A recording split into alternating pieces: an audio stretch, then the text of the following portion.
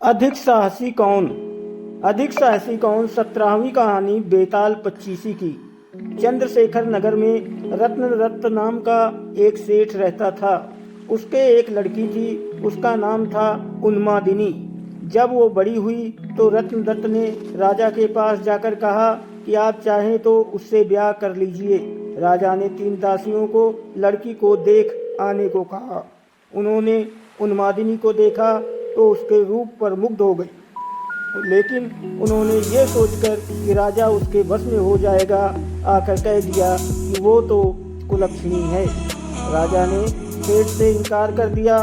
इसके बाद सेठ ने राजा के सेनापति बलभद्र से उसका विवाह कर दिया।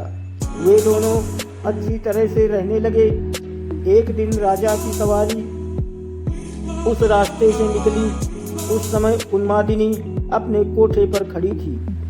राजा की उस पर निगाह पड़ी तो वो उस पर मोहित हो गया।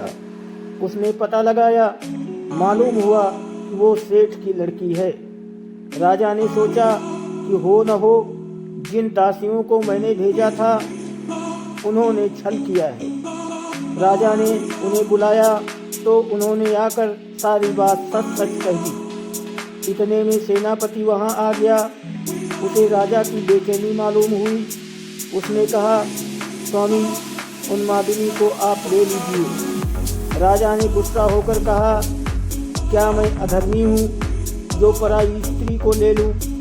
राजा को इतनी व्याकुलता हुई कि वो कुछ दिन में मर गया। सेनापति ने अपने गुरु को सब हाल सुनाकर पूछा, अब मैं क्या करूँ?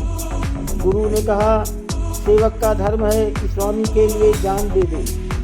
राजा की चिता तैयार हुई। सेनापति वहां गया और उसमें कूद पड़ा। जब उन्मादिनी को ये बात मालूम हुई तो वो पति के साथ जल जाना धर्म समझकर चिता के पास पहुंची और उसमें जाकर भस्म हो गई। इतना कहकर बेताल ने पूछा, राजन, बताओ सेनापति और राजा में कौन अधिक साहसी था?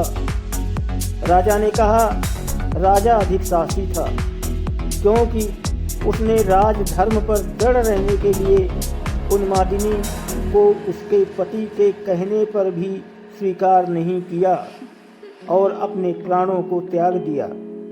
सेनापति कुलीन सेवक था। अपने स्वामी की भलाई में उसका प्राण देना अचरज की बात नहीं थी। असली काम तो राजा ने किया कि प्राण छोड़कर भी राज धर्म नहीं छोड़ा। राजा का ये उत्तर सुनकर बेताल फिर पेड़ पर जा लटका। राजा उसे पुनः पकड़ कर लाया और तब उसने ये कहानी सुनाई जो मैं आपको आगे सुनाऊंगा। दोस्तों, आपको बेताल 25 और इससे अच्छी अच्छी कहानियाँ सुनने को मिलेगी।